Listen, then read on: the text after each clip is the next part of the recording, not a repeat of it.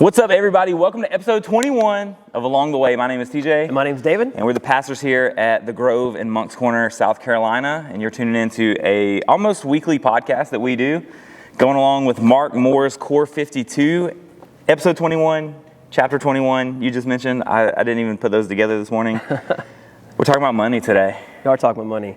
We're decked out in our U.S. men's team gear. We're filming this the morning after the big win over Bosnia and Herzegovina. I said Nice. right that time. Yeah, good job. Yeah. We're doing so well, they had to get two countries to try to beat us. That's right. So, That's right. No. Two countries and an extra man the whole game. Yeah. So I mean, I'm beaming with a smile on my face, but I'm like emotionally exhausted from last night yeah. too. It was a roller coaster ride. We're so excited about our men's national team and just the World Cup fever. And I haven't learned my interesting fact. I've been trying to learn like new facts about all the countries. We actually used a lot of the countries for my week of camp last week. We did kind of a World Cup theme to it or whatever. I haven't learned anything interesting about Bosnia and Herzegovina yet. Do you know anything interesting? I don't, man. I couldn't even point to it on a map, honestly. I know they're part of the former Yugoslavia, right? When it broke down and was distributed or whatever. But anyway, so we're talking about money today because who doesn't like talking about money, Absolutely. especially in the church? It's always such a comfortable topic, and people love it when preachers spend a lot of time on money as well. That's right. We'll dig into some of the discomfort and about that in just a moment. But as I was thinking about a good way to introduce ourselves into this topic, I started thinking about when you're first kind of earning, whether it's late high school, you get your first job, or maybe you're in college and start getting a little bit of money in your bank account. What is like that first big purchase that you had, or like something that you saved up to buy? Did you have something that came to mind?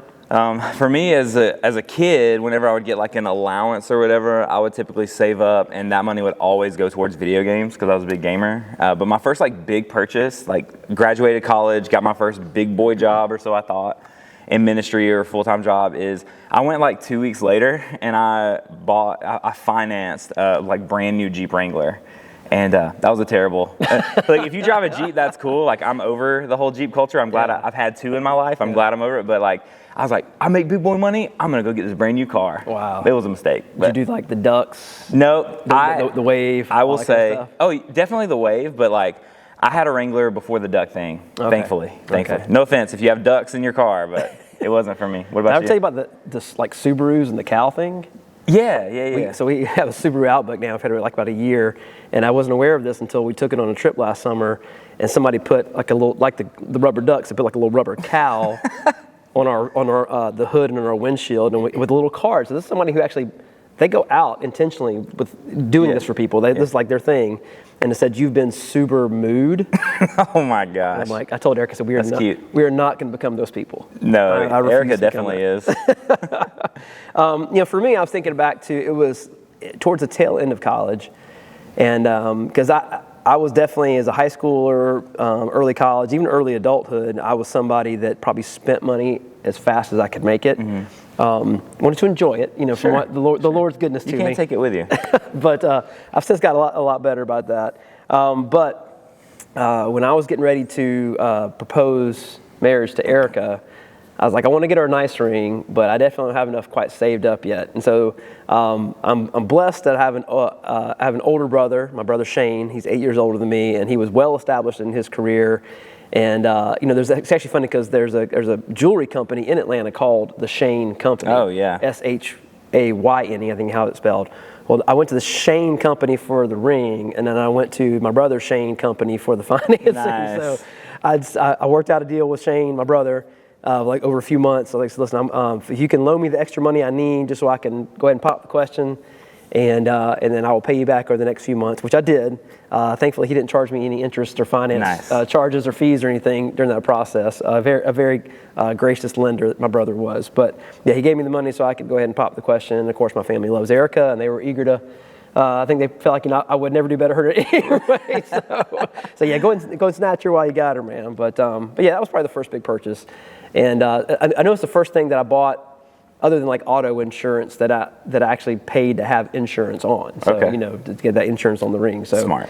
So yeah, money can be a very sensitive topic for. Not even just in the church. I think it always feels like one of those things people are reluctant to bring up or to get into conversations about. Like you're taught not to ask somebody what they make, or how much did you pay for that.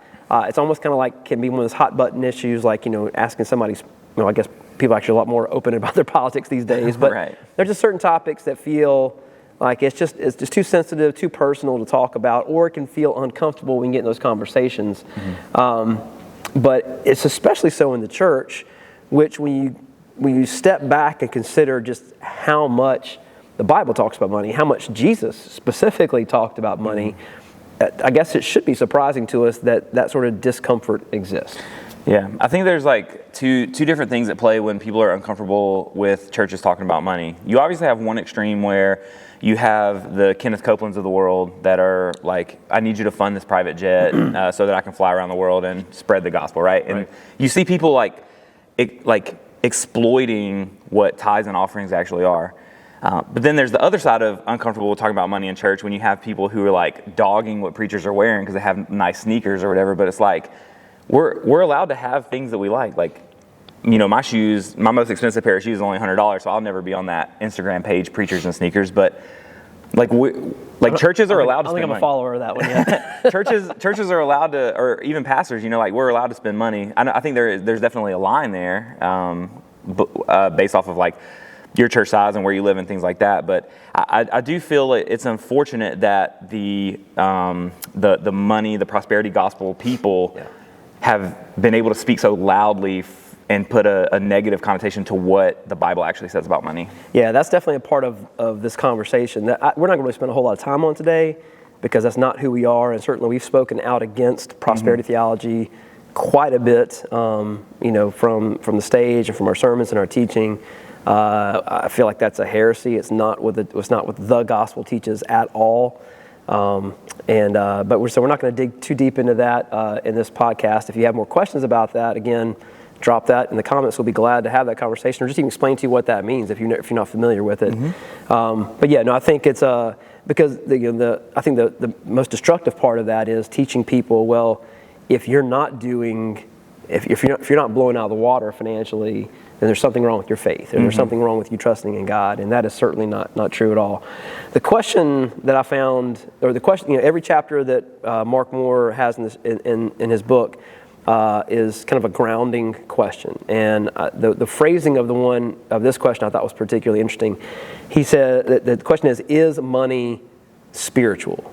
And I like the wording of that, and the reason that I appreciate the wording of that is because I live from a faith worldview that says everything is spiritual. I remember years ago, I shared the story in sermons a while back about being on a missions trip, and I was kind of having some conflict with one of my adult leaders about how the teenagers we had taken with us, how they were doing and not doing, and she was telling me they were tired, and I was acknowledging, I know they're tired, and we definitely need some time for rest, but right now I really need them to kind of dig in and serve as best they can, and to kind of get prayed up in this moment, because we really we need to be there for this, whatever. I can't even remember what the situation was exactly, but her comment back to me was, David, let's not over spiritualize this. And I just kind of I didn't know how to come back to that. I was like, I don't know how anyone else to approach these things in life, anyway, so to act like money isn't spiritual, or there's not a spiritual component to it, I think is to do yourself a disservice and to kind of live in a fantasy world, because money is, and the idea of what money is, and provision and resources from God, something that was created by Him, and is not a bad thing at all. It's part of God's good gifts to us. And it's meant to be managed in a way that honors Him. Yeah, I mean, even from Genesis, we see the importance that God puts on our resources and our even our time and what we give back to Him. And Mark opens the chapter by talking about how much Jesus spends talking about money versus other things. And the reason we been trying to coordinate sermons with weekly podcasts, and you may not be watching this in order, you may be getting to them a little bit late, but if you are trying to keep up, or if you want to kind of catch back a sermon really intrigued you on a particular Sunday, hopefully that is going to happen from time to time, and think, man, I want to, and oftentimes TJ and I will even reference that in the sermon. Hey, by the way, tomorrow morning, check out the podcast we posted this week.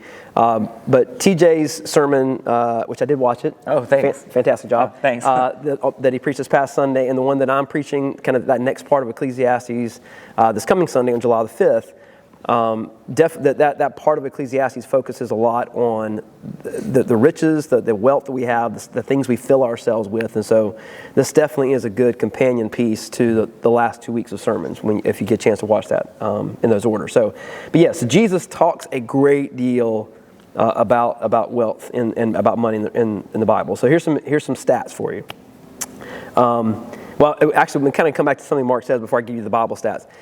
He estimates that most preachers, most churches talk about money usually about once a year in a sermon or sermon series on stewardship or giving.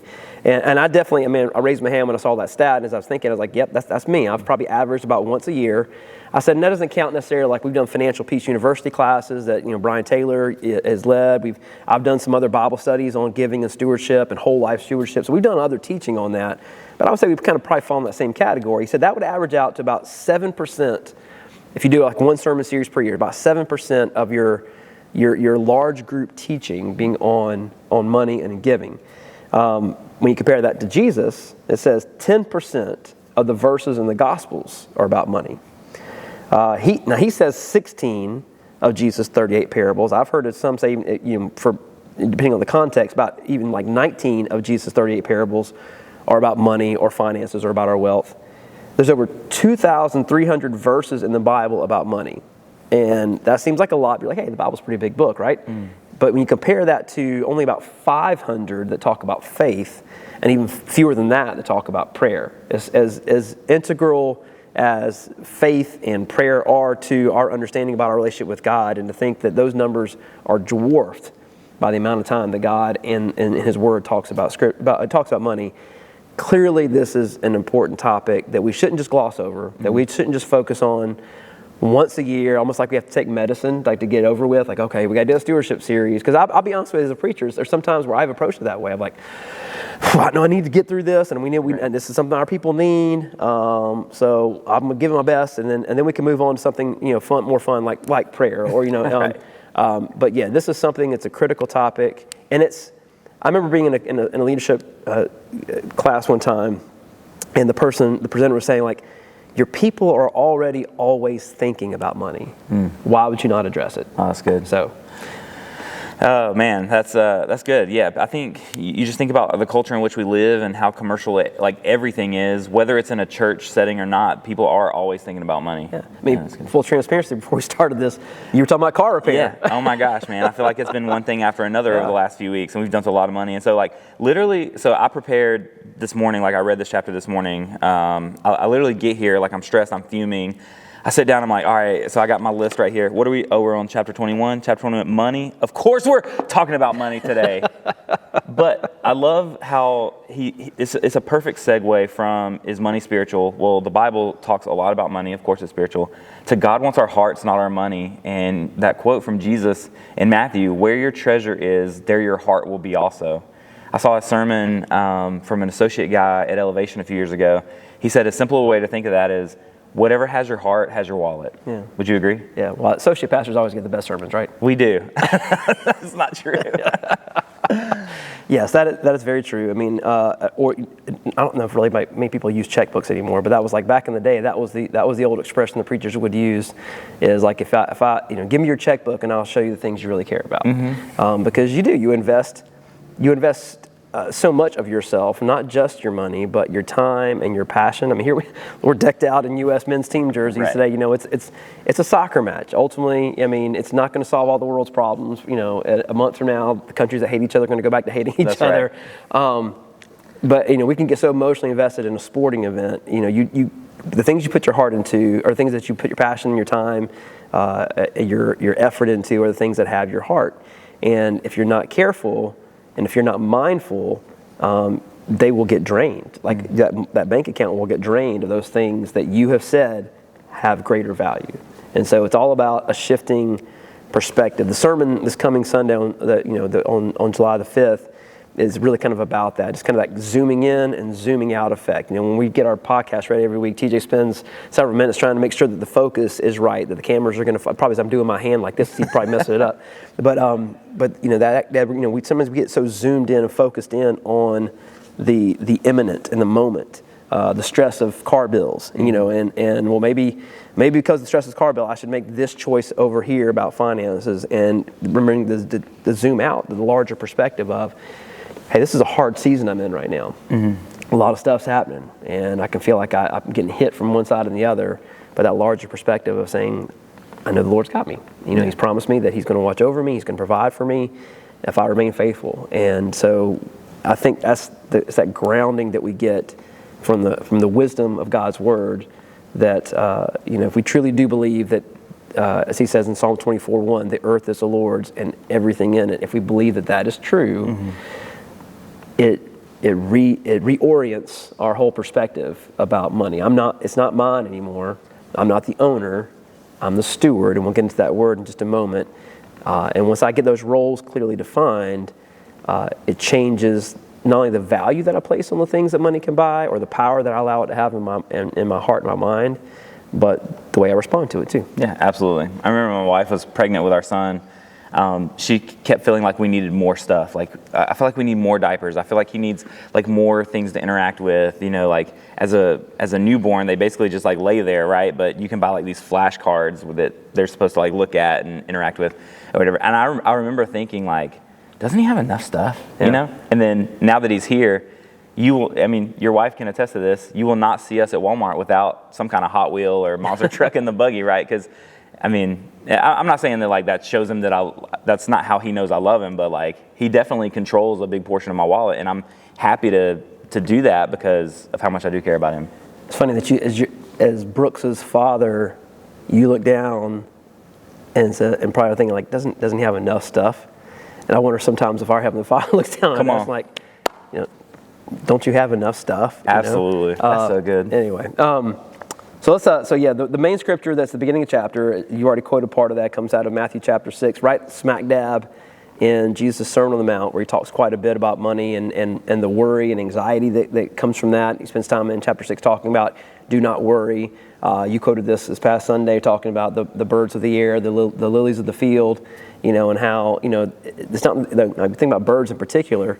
It's not like birds don't work hard. Birds, the whole expression about the early bird getting the worm, like the birds are very industrious creatures, but they're not stressed. I've never given a bird a stress test or whatever, but it's like they just go about doing their bird thing. It's just part, because they understand there's part of this bigger world of God's creation we live in. And in the same way, I think God has called us to be responsible. He's called us to make good choices. He's not going to bail us out of dumb decisions that we make financially, just to prove that He loves us. But when we do things in a way that honors God and according to the specifications that He's given to us in His Word, we can trust that He's going to provide for us. Maybe the more significant part of that passage you've already alluded to too is the heart issue. God does care about our money, but more importantly because He cares about us. And he knows that if we center our lives upon money or the things that money can buy, it's only going to destroy us from the inside out. And so God wants us to to recognize the power the money can have, but to come back and put all that into its proper perspective. I like the idea. Let's dig into that idea of owner and steward for a second. When I hear the word steward, and we're both Lord of the Rings fans, so Absolutely. Your mind was drawn there as well. In Lord of the Rings, there's in the land of Gondor, they're waiting for the return of the king. And so all the rulers, and as they await for the return of the king, are not called the kings of Gondor, they're called the stewards of Gondor. In fact, when you walk into the throne room in Gondor, there's the king's throne, and then way down the bottom of the steps is this other very nice chair that the steward sits in. The steward is not allowed to sit in the king's seat. And I've always thought that was just a beautiful picture for the roles that we play when it comes to the resources that God has given to us. And not even just the financial resources. You mentioned about your relationship as a father to your son Brooks. I think that's even true when it comes to our children.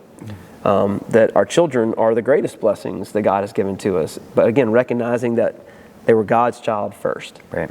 And that in the greater relationship, that you can share with your children, that you will one day share with Brooks, is not simply being his dad, but being his brother in Christ. And that's the relationship that will go on into eternity. Right. But for this season of life here on earth, you are his dad. You're the only one given that job to do. And so you're being a good steward of that responsibility. So there's a couple things that I think are important in recognizing those roles. When we feel like we're the owner, we carry the burden of all the stress. That's good. When something breaks, something doesn't go what it wants to, that account's getting pretty low or on the negative side, we feel all the stress and the weight and the burden of that.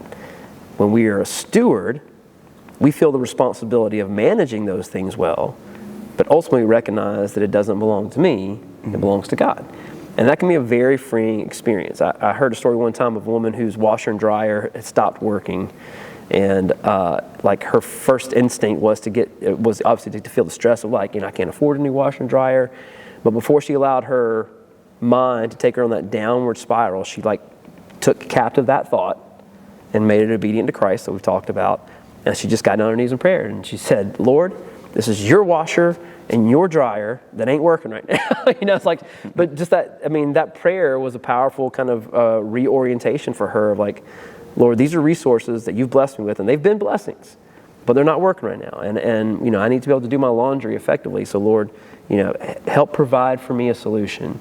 And I think just sometimes we think about prayer being, again, the idea of the last resort, but it really needs to be our first instinct when we find ourselves in times of especially financial stress, of like, what does the Lord has said is true here? What has the Lord said is the best, not just the better way, but the best way for me to proceed going forward, and to start there rather than to circle our way back around when everything else we tried has failed. Yeah, I like that. I was thinking while you were talking about how, when we call ourselves the owner, like we feel the pressure and the burdens from that. And then when you were saying about how like we shift our focus to being the steward and how we handle money reflects our relationship with our Creator, like how that could initially feel burdensome of like, well, man, maybe I'm not handling finances correctly, like going and buying a brand new Jeep when I'm 23 years old, Which could be true. Yeah, right? Absolutely, absolutely. And I think there's several seasons and events in my life where I have not been a good steward of God's money. But instead of feeling like a burden of like, I'll never get this right, I think of like, how can I handle it better in the next season? Yeah. And the way we handle our finance, when we come to those moments, we have moments like that in every area of our life where we're like, man, I just really screwed that up. I just made a dumb decision. We're in this study right now of Old Testament wisdom, and we've said repeatedly that living wisely is always better than living stupidly. You end up ruining those choices you make when you suffer the consequences of making poor decisions, and that's true in every area of life, not just financially. And so there are important lessons to be learned. The whole reaping and sowing principle. If you're never allowed to feel the pain and suffer the consequences of making bad decisions, it's very unlikely that we'll ever learn to do something differently. And so there is a learning, there's growth that can only come through the pain of those mistakes. And so that's a tough part of parenting, as you've already learned, is just like how I need to allow my children to make mistakes and to feel the pain from those mistakes. And that's always the tension you feel as a parent, like, well, how much pain? How much do I need to let them hurt and suffer? But definitely when it comes to finances, we've all learned through the experience of making some poor decisions. And God, as a loving Father, is not going to just swoop in and rescue us from those poor decisions, but He will point us to a better direction. And sometimes that better direction is a path. It's not an immediate quick fix. It rarely is ever an immediate quick fix. But it's a pathway out of. And I think that's where the power of a lot of people that have gone through financial peace and the Dave Ramsey courses or Crown Financial Ministry, there's tons of them that are out there that can lead you into making better choices. It's not a you're going to be better by next week. Right. It's a 6-month, it's a 12-month, it's a 2-year journey, and it may not all look like this. It may be a lot of this, maybe a roller coaster kind of ride. But it's the idea of I'm going to get myself on a better pathway. And in time, as I keep pursuing the better pathway, I'm going to experience more of the blessings God talked about. And I feel like that's a true statement, not just about finances. That's good. So again, the question that Mark asked at the beginning of the chapter is money spiritual? And I think we've effectively answered that question of yes, it's spiritual because it's part of our lives and we are spiritual beings. But it's also spiritual because stewardship is a spiritual principle. Stewardship is a part of discipleship, learning how to be a good steward of the resources that God has blessed us with, beyond just money, is part of learning what it means to be a follower of Jesus. When I give my life to Jesus, I am dying to self, and now I am walking in the newness of life He gives me. So it means I'm giving ownership of everything. Calling Jesus my Savior and Lord means that now He's in charge. Right. So yeah, and I think that's the sad thing for me is that people view money. I remember early on, the very first stewardship sermon series I did here, and again, as nervous as some preachers can be, I mean, when I started here, I was 28 years old, and it was just in the first couple of months that I preached a stewardship series. Wow. And there's an older man in the church who's gone on to be with the Lord, who came up to me. He came up, it stuck in his craw enough that he came up here on a weekday. Wow. To talk to me at the church, and I'm sure in his mind he was going to set the young preacher straight.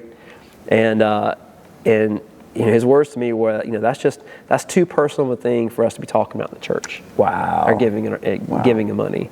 And I did the best I could. The Bible talks about being respectful to your elders, and so I was doing the best I could to, and still, but kind of nervous at the same time about trying to not set him straight, but say, well, here's what I feel like God's telling us to do here. And anyway, but I think people think, well, money's a dirty thing. Or in the same way they think, well, sex is a dirty thing. Right.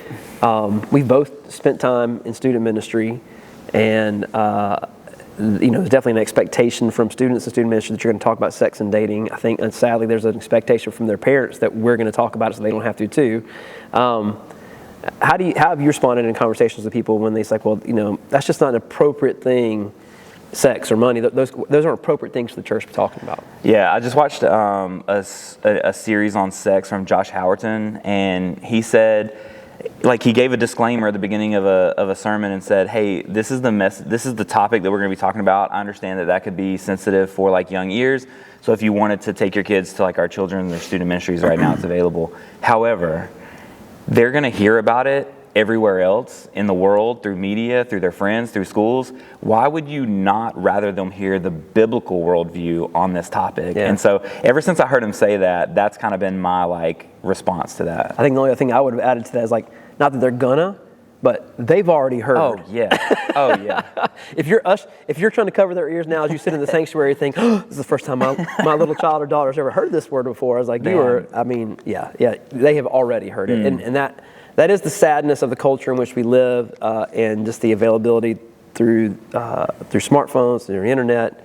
But again, you do have some sort of, as parents, don't throw your hands up and what am I going to do? You don't have to get your kid that smartphone. You can hold that thing off until a little bit later in their life. And so, take responsibility for that part of it too. But we definitely can't fool ourselves into thinking that more than likely the very first time, even if you're being a responsible parent, the first time you bring it up, it's probably not the first time that they've ever heard it. Right.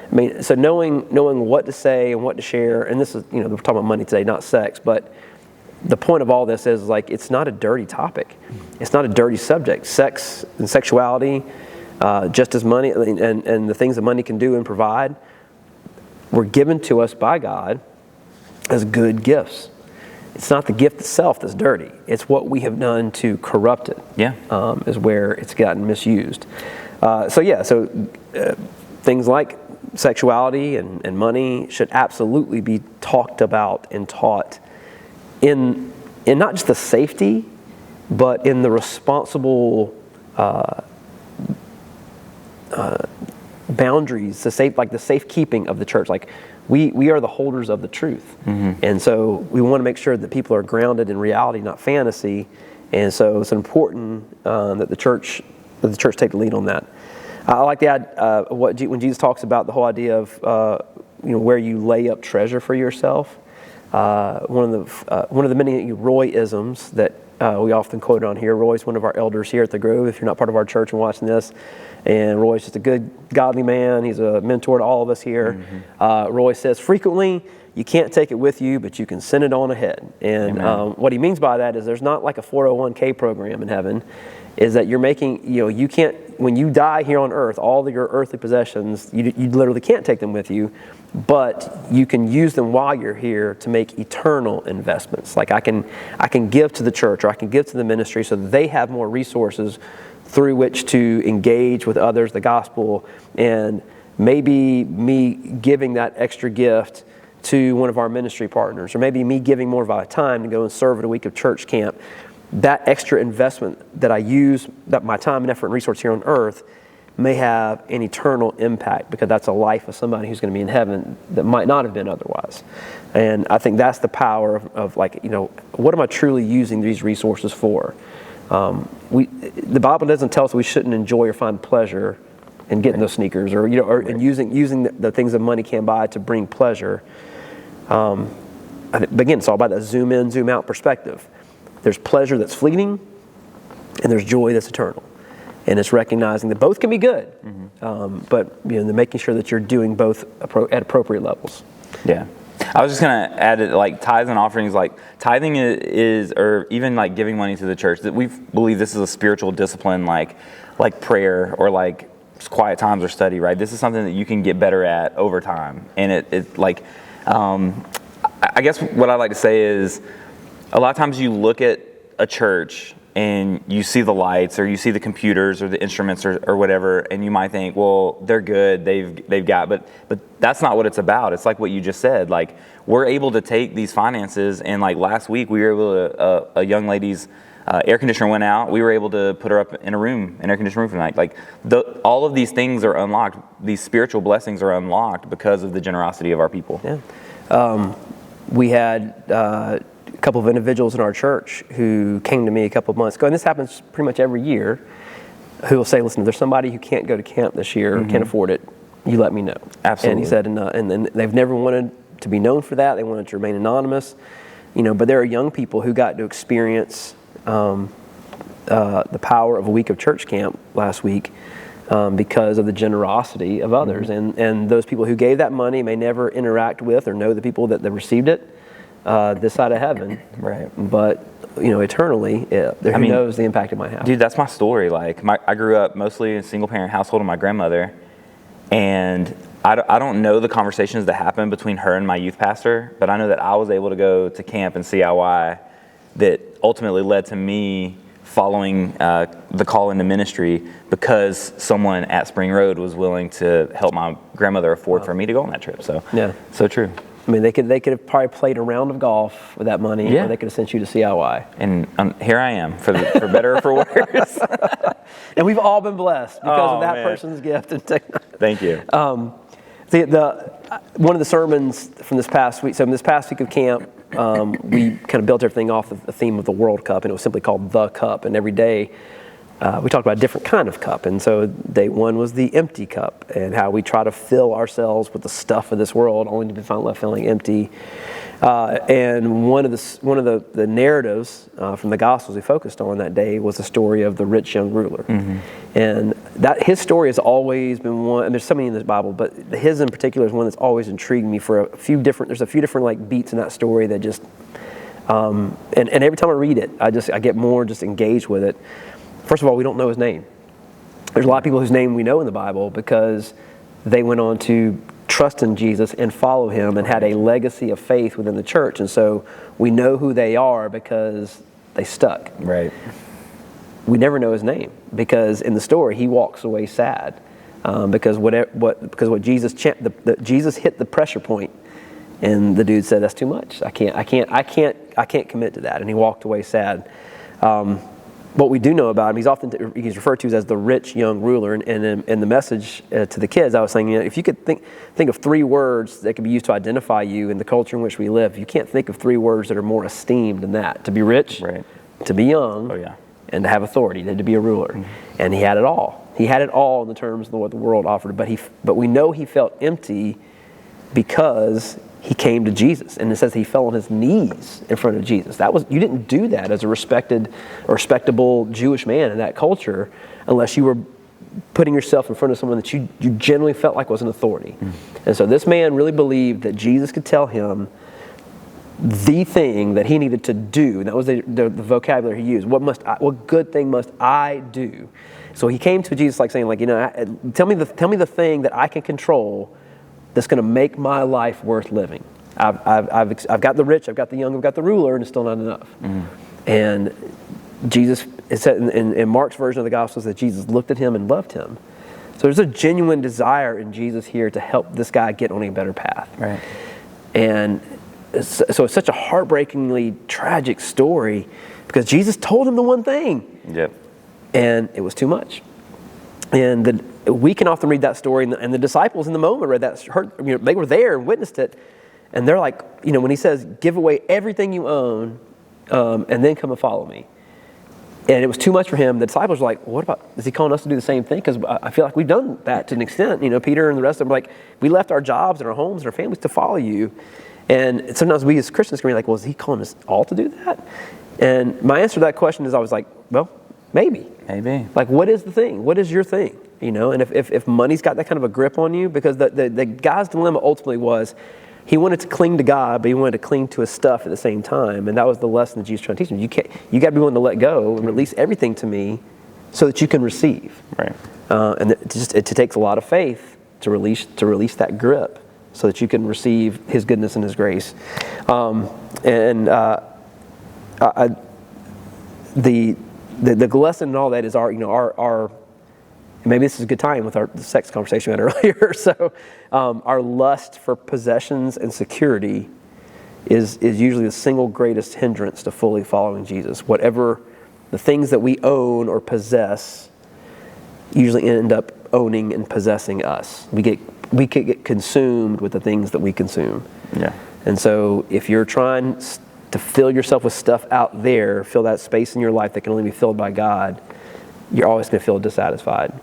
But if you allow God to fill that space, then your arms are open to receive the goodness of those gifts.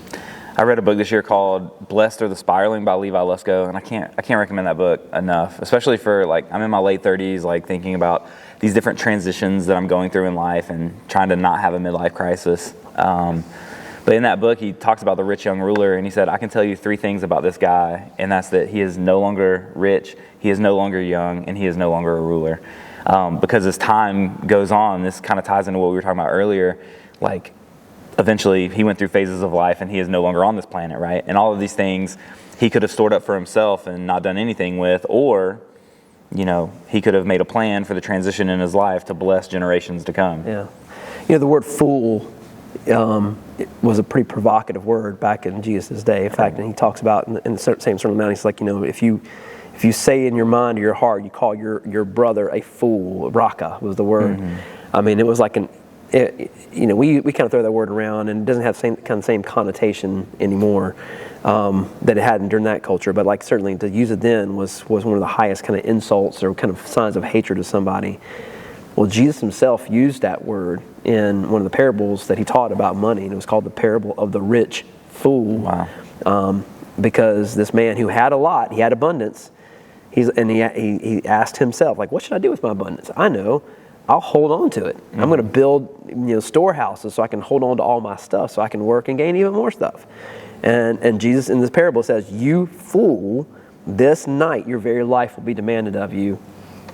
And where does it all go then? Yeah. And what prompted Jesus to tell that story, it's in Luke chapter 12, you want to look it up.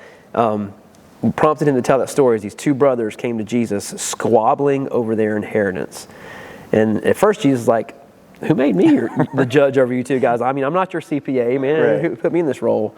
But then the warning from Jesus he says, watch out, for your life does not consist of the things that you possess. That's not where your worth or your value comes from. And to use a Dave Ramsey-ism, he always says your money has the power to do 3. You can do 3 things with money. You can save it, you can spend it, or you can give it away. And he said the moment you give money power in your life beyond those 3 things, you're giving it an authority it was never meant to have. That's good.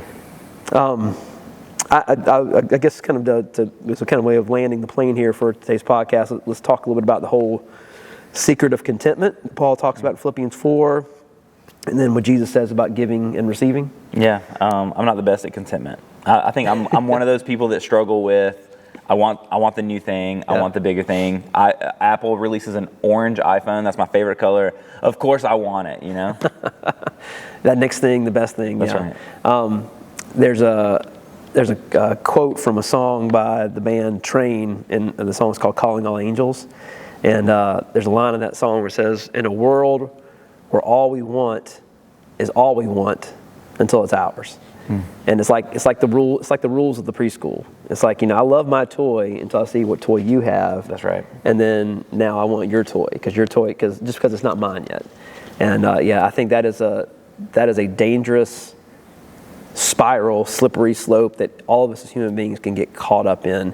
And I think it's even harder in the world in which we live now, when it used to be where prior to the advent of social media, or even before TV media, I can't think back beyond that because that's always been around in my lifetime, but coveting used to be about what my neighbor had, because that's all I could see. Who lived near me, what they have that I don't have. I think you mentioned the sermon, like driving down your neighborhood and seeing everybody's boats.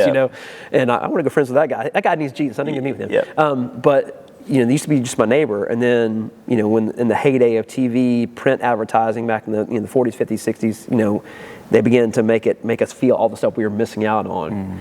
And I got to have that. And now with social media, we've been living with this for now 25 years. We can't avoid it. It's every day somebody's post or somebody's, it's like, I want that family's vacation. I want that family's marriage. I want that family's kids because they're always well dressed and well behaved. And we fool ourselves into thinking that that's real, and even if it's partially real, we're comparing the 100% of what we know to be true about ourselves with the maybe 5 to 10% that may or may not even be true about that person. And we're always going to lose that comparison battle.